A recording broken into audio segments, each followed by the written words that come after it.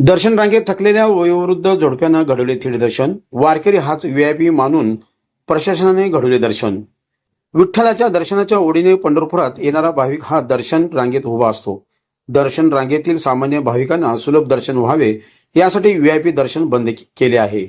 मात्र वारकरी हाच व्हीआयपी मानून सध्या प्रशासन काम करत आहे. यामध्येच पंढरपूरच्या दर्शन रांगेत 2 वयोवृद्ध भाविक उभे होते.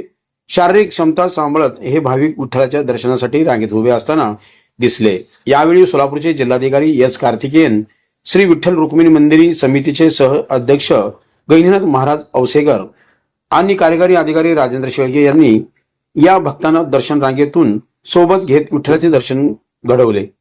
पंढरपूरच्या विठ्ठल मंदिरातील व्हीआयपी दर्शन बंद केल्यामुळे सामान्य भाविकांना सुलभ व जलद दर्शन मिळते. यावेळी ग्रामविकास मंत्री तथा पालकमंत्री जयकुमार गोरे यांनी पंढरपुरात वारकरी हाच व्हीआयपी आहे असे सांगत वारकऱ्यांच्या दर्शनाची व्यवस्था प्रशासन करत असल्याचे सांगितले.